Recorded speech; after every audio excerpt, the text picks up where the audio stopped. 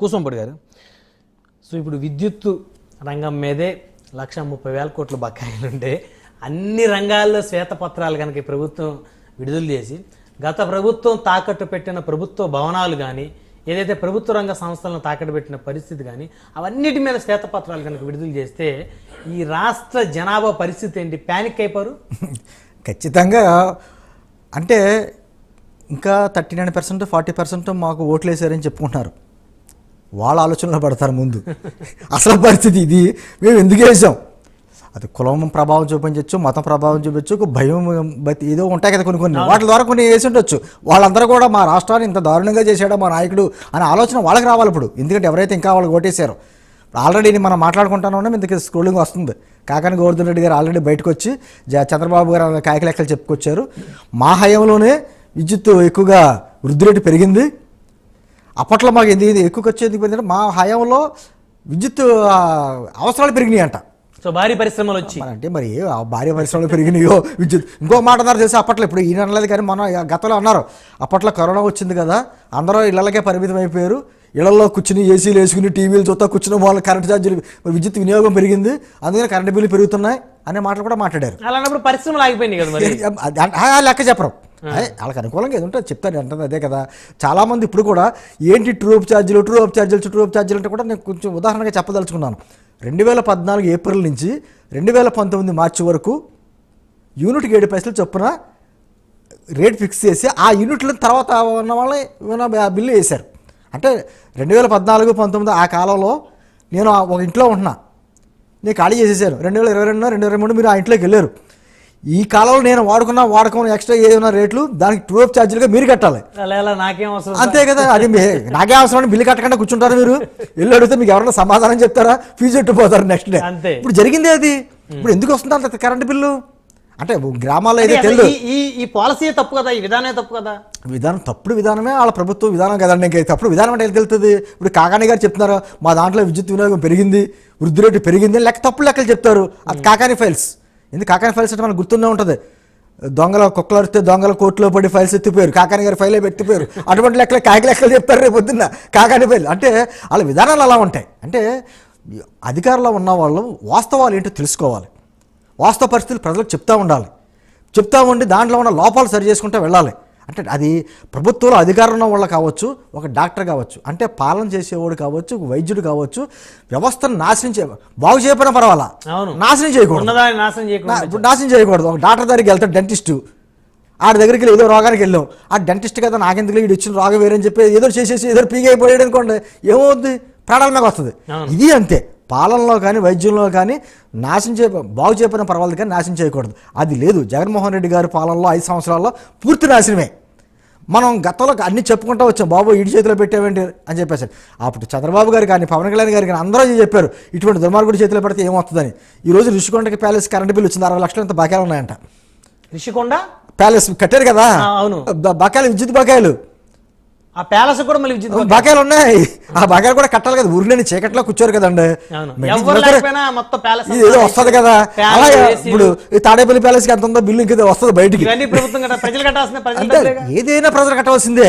అందులోనే మధ్య తరగతి పేద ప్రజల మీద భారం ఏదైనా సరే తిరిగి ఎందుకు కడతారు? పెత్తందారుల మీద పెరిగింది ఎంత? 25%, 28% పెరిగింది. 29%. ఎవరు పడతారు మరి? అంటే భారం కాదు. ఎప్పుడైనా సరే భారం ఏదైనా అది ఏ భారమైనా కూడా భరించేది ఎవరంటే మధ్యతరగతి కుటుంబీకులు, పేదలే భరించాలి.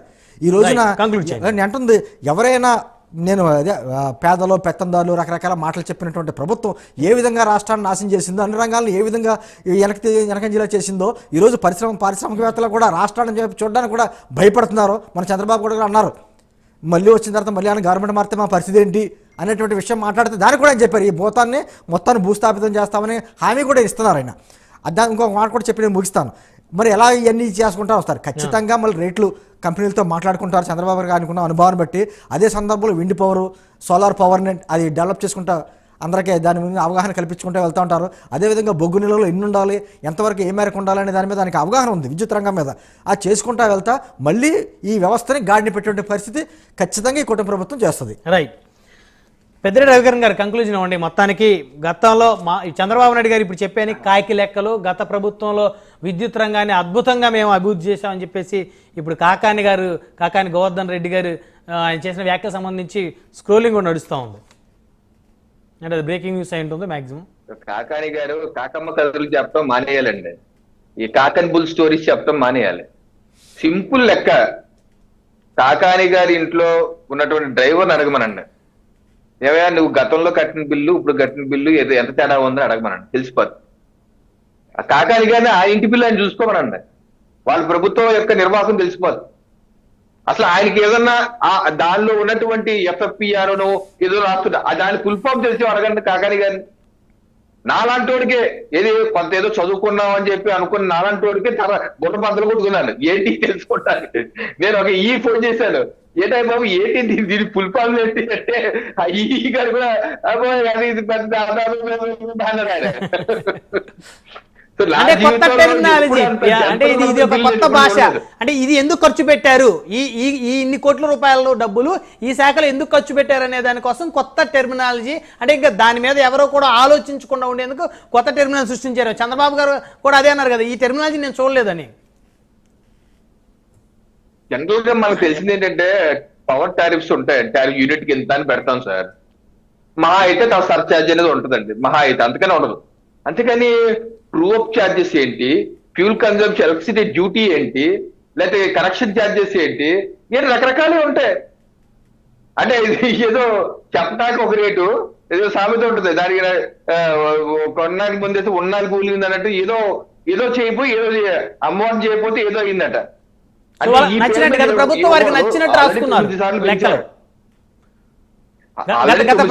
గత ప్రభుత్వంలో ఉన్నటువంటి మంత్రులు గాని అధికారులు గాని వారికి నచ్చిన విధంగా లెక్కలు రాశారు అనుకోవాలి ఇప్పుడు రవికిరణ్ గారు. అంటే ఏ మాత్రం అవగాహన లేకుండా ప్రజల యొక్క బాధలు ఏంటి, దీన్ని ఏ రకంగా పరిష్కరిద్దాం అన్న ఆలోచన లేకుండా గుడ్డెతో చేలో పడ్డట్టు, ఓకే లేదు అంటే రెగ్యులేటరీ కమిషన్ ఏం చెప్తే చేసేయండి మందేం పోయింది అన్న విధంగా ప్రజల యొక్క బాధల మీద ఏమాత్రం కన్సర్న్, మానవతా దృక్పథం లేని వ్యక్తులు చేసే పనులు. 5 ఏళ్ళు మనకు అధికారం ఇచ్చారు ప్రజలు, మనం ఇస్తుంది మనం చేసిందే రాజ్యం, ఇష్టానుసారం చేసుకుపోయి ఈ రోజు ఏదో కాకాని లాంటి వాళ్ళు ఏదో కబుర్లు చెప్తే కాదండి. ఈరోజు ఓకే వాళ్ళు అలాగే చెప్తారు కానీ అది మనకి వచ్చే 5 ఏళ్ళలో చేయవలసిన పనులు చాలా ఉన్నాయండి. ముఖ్యమంత్రి గారు చెప్పినట్టు అనేకమైన సంస్కరణలు చేయాలి. పవన్ విద్యుత్తే కాదు, లేకపోతే సోలార్ విద్యుత్తే కాదు, గ్రీన్ హైడ్రోజన్ కావచ్చు, లేకపోతే ప్రధానమంత్రి నరేంద్ర మోడీ గారు పిఎం సూర్య ఘర్ అని చెప్పి మొదలు పెట్టారు.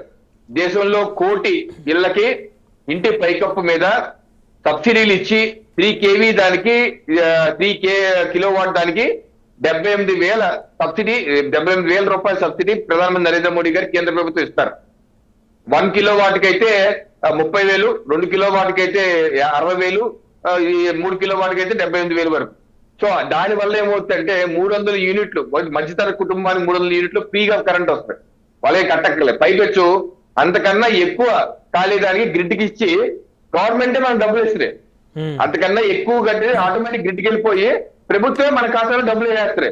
అంటే అటువంటి పథకాన్ని సీఎం సూర్యగారు లాంటి పథకాన్ని చంద్రబాబు నాయుడు గారు మా ప్రభుత్వం కూడా అందిపుచ్చుకొని సాధ్యమైన, ఎందుకంటే మనం చాలా చివరి ప్లేస్ లో ఉన్నాం. ఆ పథకాన్ని మనం 15వ స్థానంలో 16వ స్థానంలో ఉన్నాం. ఇప్పుడు వరకు పట్టించుకోలేదు గత ప్రభుత్వం. సో మా ప్రభుత్వం దాన్ని పట్టించుకొని తప్పనిసరిగా వచ్చే 3-4-5 నెలల్లో దాన్ని పెద్ద ఎత్తున చేసి ఉచితంగా విద్యుత్ అందే విధంగా దానికి క్రియాశీలకత చేయవలసిన అవసరం ఉంది.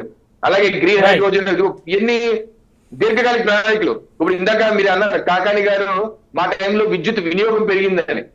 మరి ఇక్కడే మరి నాయకుడు దార్శనికుడు కావాలి. మనకి పరిశ్రమ పెరగాలంటే విద్యుత్ కావాలి కదా. ఇయర్ అండి బ్రహ్మనాయుడు గారు ఎంయూలు పెరుగుతాయండి, మిలియన్ యూనిట్స్ అంటారు, అవి పెరుగుతూనే ఉంటాయి. సో అందుకని వచ్చే 10 ఏళ్ళకి ఏ రకంగా చేయాలని ఆలోచన చేయాలి. అంతేగాని ఎక్కువ వాడేశారు కాబట్టి ఇది వరకు జవహర్లాల్ నెహ్రూ గారు చెప్పి ముగిస్తాను. జవహర్లాల్ నెహ్రూ గారిని ఇక భారతదేశం ఇది 62లో 61లో బీబీసీలో ఇంటర్వ్యూ ఉంటుంది, యూట్యూబ్ లో చూడండి. ఆయన అడిగారు అన్నమాట, ఏంటి మీ దేశంలో ఎక్కువ బియ్యం రేట్లు ఎక్కువ ఉంటున్నాయి, ఏంటి పరిస్థితి, ఎప్పటికీ మీరు ఇంపోర్ట్ చేసుకుంటున్నారంటే మా దేశంలో స్వతంత్రం వచ్చాక అందరూ ఎక్కువ తింట మొదలు పెట్టారు, ఎక్కువ తినేస్తారు కాబట్టి బియ్యం రేట్లు పెరిగిపోయారు అన్నారు జవహర్లాల్ నెహ్రూ గారు. యూట్యూబ్ లో చూడండి. సో అలాగా ఎక్కువ వినియోగం ఉంది కాబట్టి మేము ఏదో పెంచేసాము ఇలా చేసామంటాం.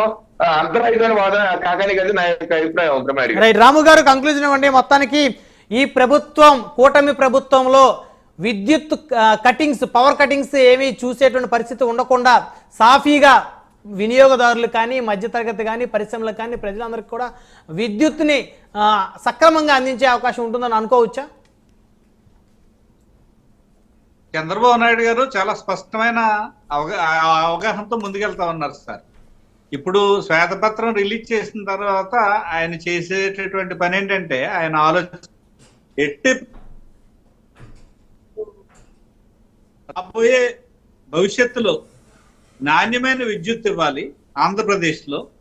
అంతేకాకుండా చాలా తక్కువ ధరలు పెరగకుండా చూసుకోవాలి ఎట్టి పరిస్థితుల్లో.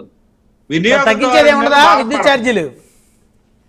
తద్వారా ఎక్కువ శాతం కంపెనీలు కానీ అన్ని కూడా రావాలి. అవును, ఎందుకంటే మన రాష్ట్రాన్ని పురోగమ దిశకి తీసుకెళ్లాలి సార్. అభివృద్ధి పదంలో తీసుకెళ్లాలంటే ఇది ఒక్కటే మార్గం. తప్పనిసరిగా విద్యుత్ బిల్లులు తక్కువ ఉండాలి, అలాగే విపరీతమైనటువంటి కన్సంప్షన్ ఉంది కాబట్టి ప్రొడక్షన్ ఎక్కువ ఉండాలి. అలాగే ట్రాన్స్పోర్టేషన్ లాసెస్ తగ్గించుకోవాలి, విద్యుత్ పంపిణీ లాస్ని తగ్గించుకోవాలి. దాంతోపాటు ఆల్టర్నేటివ్ ప్రొడక్షన్ ఏదైతే ఉందో దాన్ని పెంచుకోవాల్సినటువంటి అవసరం ఉంది.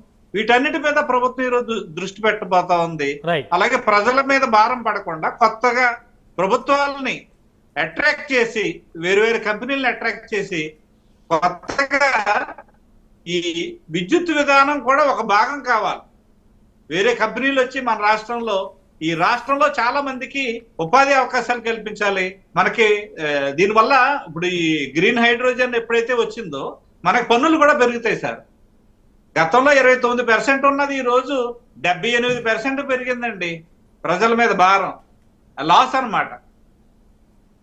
వడ్డీల యొక్క భారం ఎంత పెరిగింది, ఎంత పర్సెంటేజ్ పెరిగింది, ఇది గతంలో ఎప్పుడూ లేదు.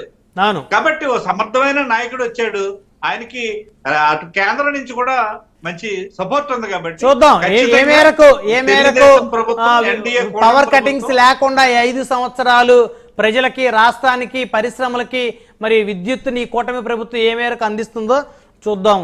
ఇంకా టైం ఉంది కదా. రైట్, ధన్యవాదాలండి. చర్చలో పాల్గొన్నందుకు కోసంపూడి శ్రీనివాస్ గారు, పెద్దిరెడ్డి రవికరణ్ గారు, బత్తుల రాము గారు, అందరికీ పేరు ధన్యవాదాలు. మరి ఇది ఇవాల్టి ప్రైమ్ డిబేట్ చూస్తే